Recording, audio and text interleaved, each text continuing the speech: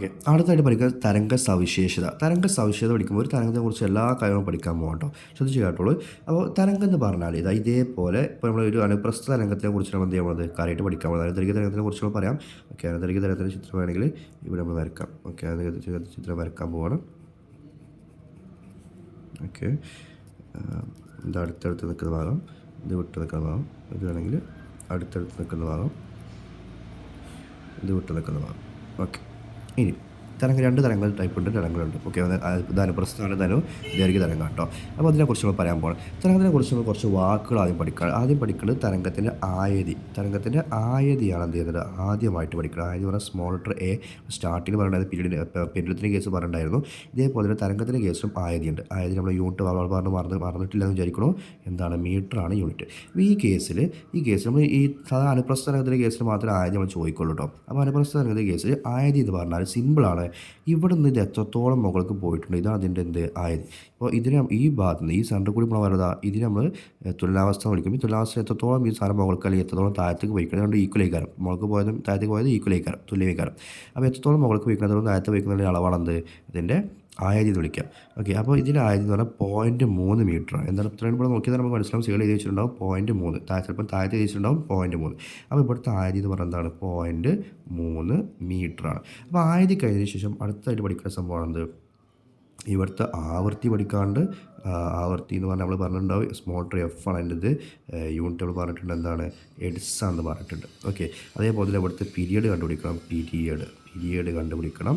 Period എന്ന് പറഞ്ഞാൽ capital letter T ആണ്, യൂണിറ്റ് സെക്കൻഡാണ്. പിന്നെ പഠിക്കുന്ന സംഭവമാണ് ഇവിടുത്തെ എന്ത് തരംഗ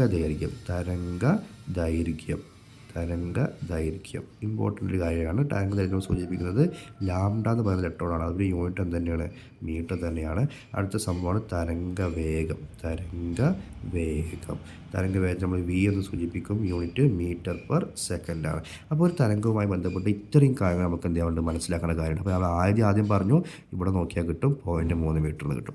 ഇനി ആവൃത്തി കണ്ടുപിടിക്കണം. ആവൃത്തി എന്ന് പറഞ്ഞാൽ ഈ തരംഗം എന്ന് പറഞ്ഞാൽ ഒന്ന് നോക്കിക്കോ. ഇതൊരു തരംഗം. ഈ തരംഗം 10 സെക്കൻഡ് ഉണ്ടായ തരംഗമാണ്. നമ്മൾ എഴുതി വെച്ചിട്ടുണ്ട് 10 സെക്കൻഡ് ഉണ്ടായ തരംഗമാണ്. ഈ 10 സെക്കൻഡ് ഉണ്ടായ തരംഗത്തിൽ ആവൃത്തി കണ്ടുപിടിക്കുന്നത് സിമ്പിളാണ്. 10 സെക്കൻഡിൽ എത്ര സൈക്കിൾ ഉണ്ടായെന്ന് വിചാരിക്കുക. സൈക്കിൾ നിങ്ങൾക്ക് പേടിക്കേണ്ട ആവശ്യമില്ല. ഇവിടെ എത്ര സൈക്കിൾ നോക്കുക സിമ്പിളാണ്. ഒരു ശൃംഗവും ഒരു ഗർത്തവും കൂടി ചേർന്നാണ് ഒരു സൈക്കിൾ. അപ്പോൾ ഇവിടെ എത്ര ശൃംഗമുണ്ട്? ഒന്ന്, ഒരു ഗർത്തം, അപ്പോൾ ഒരു സൈക്കിളായി. ഇനി അടുത്ത ശൃംഗം, അടുത്ത ഗർത്തം, 2 സൈക്കിളായി. അപ്പോൾ 10 സെക്കൻഡിൽ എത്ര സൈക്കിൾ ഉണ്ടായിട്ടുണ്ട്? 2 സൈക്കിൾ ഉണ്ടായിട്ടുണ്ട്. ഓക്കെ. അപ്പോൾ 10 സെക്കൻഡിൽ 2 സൈക്കിൾ ഉണ്ടായിരുന്നു. അപ്പോൾ ആവൃത്തി എന്ന് പറഞ്ഞാൽ ഒരു സെക്കൻഡിൽ ഉണ്ടാകുന്ന സൈക്കിളുകൾ രണ്ടാണ്.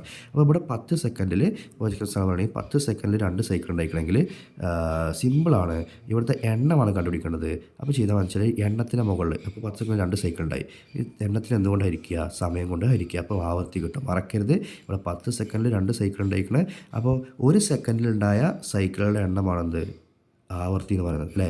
അപ്പോൾ 10 സെക്കൻഡിൽ 2 സൈക്കിൾ ഉണ്ടാക്കണമെങ്കിൽ ആ എണ്ണത്തിന് എന്ത് ചെയ്യുക? സമയം കൊണ്ട് ഹരിച്ചാൽ നമുക്ക് ആവൃത്തി കിട്ടും. ഇവിടെ സമയം 10 സൈക്കിളുകളുടെ എണ്ണം 2. അതിന് എണ്ണത്തിന് സമയം കൊണ്ട് ഹരിച്ചാൽ നമുക്ക് ആവൃത്തി കിട്ടും. 2/10 എന്ന് പറഞ്ഞാൽ 0.2 ഹെഡ്സ് അവിടുത്തെ എന്ത് ആവൃത്തി എന്ന് പറയുന്നത്. 0.2 ഇവിടുത്തെ എന്ത് ആവൃത്തി. കാരണം ഒരു 10 സെക്കൻഡിലാണ് 2 സൈക്കിൾ ഉണ്ടാകുന്നത്. അപ്പോൾ ഒരു സൈക്കിളിൽ എന്തായാലും 0.2 സൈക്കിളുകളെ ഉണ്ടായിട്ടുള്ളൂ. അതായത് ഇപ്പോൾ അതാണ് ഇതിൻ്റെ ആവൃത്തി. ഇനി പീരിയഡ് എന്ന് പറഞ്ഞാൽ എന്താണ്? പീരിയഡ് എന്ന് പറഞ്ഞാൽ ഒരു സെക്കൻഡിലുണ്ടാവുന്ന നിങ്ങളുടെ എണ്ണമല്ല, ഒരു സൈക്കിൾ പൂർത്തിയാക്കാൻ എടുത്ത സമയമാണ് വേണ്ടത്. അപ്പോൾ ഇവിടുത്തെ സമയമാണ്, അതായത് ഒരു സൈക്കിൾ പൂർത്തിയാക്കാൻ എടുത്ത സമയമാണ്. 10 സെക്കൻഡിൽ 2 സൈക്കിൾ പൂർത്തിയാക്കാൻ ഇവിടെ എത്ര എടുത്തു? 10 സെക്കൻഡ് എടുത്തെങ്കിൽ ഒരു സൈക്കിൾ പൂർത്തിയാക്കാൻ നമുക്കിപ്പോൾ തന്നെ മനസ്സിലാവും അല്ലേ. ഞാൻ പകുതി എടുത്താൽ മതി. 10 സെക്കൻഡിൽ 2 സൈക്കിൾ പൂർത്തിയാവുന്നുണ്ട്. അപ്പോൾ ഒരു സൈക്കിൾ പൂർത്തിയാവാൻ എത്ര സമയം ചോദിച്ചാൽ സിമ്പിളാണ്. ഈ സമയത്തിന് എന്തുകൊണ്ടായിരിക്കുക? ഇവിടെ നമ്മൾ എണ്ണത്തിന് സമയം കൊണ്ട് ഹരിച്ചെങ്കിൽ ആ പീരിയഡിൻ്റെ കേസിൽ സമയത്തിന് എന്തുകൊണ്ടായിരിക്കുക? എണ്ണം കൊണ്ട് ഹരിക്കുക. സമയം 10 സെക്കൻഡാണ്, എണ്ണം 2 സൈക്കിളാണ്. ഓക്കെ. അപ്പോൾ സമയത്തിന് എണ്ണം കൊണ്ട് ഹരിച്ചു. എത്ര കിട്ടുക? 5 സെക്കൻഡ് എന്ന് കിട്ടും. ഓക്കെ ആണല്ലോ. അപ്പോൾ ഇവിടുത്തെ പീരിയഡ് നമുക്ക് കിട്ടി, ആവൃത്തിയും കിട്ടി. ഇനി നമ്മൾ പഠിക്കാൻ പോകുന്നത് ഇത് തരംഗദൈർഘ്യമാണ്. തരംഗദൈർഘ്യം സിമ്പിളാണ്. തരംഗദൈർഘ്യം എന്ന് പറഞ്ഞാൽ ഒരു ശൃംഗവും ഒരു ഗർത്തവും കൂടി ചേർന്നാണത് അതിന് തരംഗദൈർഘ്യം. ഇപ്പോൾ നോക്കണം, ഇവിടെ നിങ്ങൾ 2 മീറ്ററാണ്, ഇവിടെ നിങ്ങൾ 4 മീറ്ററാണ്, ഇവിടെ നിങ്ങൾ 6 മീറ്റർ, ഇവിടെ നിങ്ങൾ 8 മീറ്റർ. അപ്പോൾ ടോട്ടൽ ഈ തരംഗം 8 മീറ്ററാണ്. പക്ഷേ ഒരു സൈക്കിൾ നീളം എത്രയാണ്? അത് 4 മീറ്ററാണ് അല്ലേ. നോക്കി 2 പ്ലസ് ഇവിടുന്ന് 2 ഉണ്ടാവും. അപ്പോൾ 4 അല്ലേ? അപ്പോൾ 4 മീറ്ററാണെന്ത് ഒരു തരംഗത്തിൻ്റെ തരംഗദൈർഘ്യം. ഇപ്പോൾ എക്സാമ്പിൾ ഇങ്ങനെ നമുക്ക് കണ്ടുപിടിക്കാം. ഇവിടെ 2 ശൃംഗങ്ങൾ തമ്മിലുള്ള അകലം അല്ലെങ്കിൽ 2 ഗർത്തങ്ങൾ തമ്മിലുള്ള അകലം അല്ലെങ്കിൽ ഇവിടുന്ന് ഇവിടെ വരെയുള്ള അകലം ഒക്കെ എന്താണ് തുല്യീകരണം. അതെന്താണ് നോക്കിയൊക്കെ ഒക്കെ തുല്യീകരണം ഒക്കെ എന്താണ് 4 മീറ്റർ തന്നെ നമുക്ക് കിട്ടുക. അപ്പോൾ സിമ്പിളായിട്ട് പറഞ്ഞാൽ തരംഗദൈർഘ്യം എന്ന് പറഞ്ഞാൽ ഒരു ശൃംഗം ഒരു ഗർത്തം കൂടി ചേർന്ന അകലം അല്ലെങ്കിൽ 2 ശൃംഗങ്ങൾക്കിടയിലുള്ള അകലം അല്ലെങ്കിൽ 2 ഗർത്തങ്ങൾക്കിടയിലുള്ള അകലം അങ്ങനെ പറയാം. ഇനി അനുദൈർഘ്യ തരംഗത്തിൻ്റെ കേസിലാണെങ്കിൽ ഒരു ഉച്ചമർദ്ദ മേഖലയും 2 ഉച്ചമർദ്ദ മേഖല ഒരു 2 ഉച്ചമർദ്ദ മേഖലകൾക്ക് ഇടയിലുള്ള അകലം അങ്ങനെയും പറയാം. അല്ലെങ്കിൽ ഒരു ഉച്ചമർദ്ദ മേഖലയും ഒരു നീചമർദ്ദ മേഖലയും കൂടിച്ചേർന്ന ദൂരം. ഇങ്ങനെ എന്ത് ചെയ്യാം ഈ കേസിൽ നമുക്ക് എന്ത് പറയാം ഇയാളുടെ തരംഗദൈർഘ്യം പറയാം. ആറ് കേസിൽ അനുദൈർഘ്യ തരംഗത്തിൻ്റെ കേസിൽ. അനുപ്രസ്ഥ തരംഗത്തിൻ്റെ കേസിലാണെങ്കിൽ ഇതേപോലെ ഒരു ശൃംഗം ഒരു ഗർത്തം കൂടിച്ചേർന്ന അകലം അല്ലെങ്കിൽ 2 ശൃംഗങ്ങൾ തമ്മിലുള്ള അകലം അല്ലെങ്കിൽ 2 ഗർത്തങ്ങൾ തമ്മിലുള്ള അകലം ഇതൊക്കെ എന്ത് തുല്യീകരണം. ഓക്കെ, അത് മനസ്സിലാക്കി വെക്കുക. ഈ കേസിൽ അപ്പോൾ നമുക്ക് എന്ത് കിട്ടി 4 മീറ്ററാണ് ഇവിടുത്തെ തരംഗദൈർഘ്യം എന്ത് ചെയ്തു നമുക്ക് കിട്ടി. അതെന്ത് ചെയ്തു ഇവിടെ എഴുതി 4 മീറ്ററാണ്.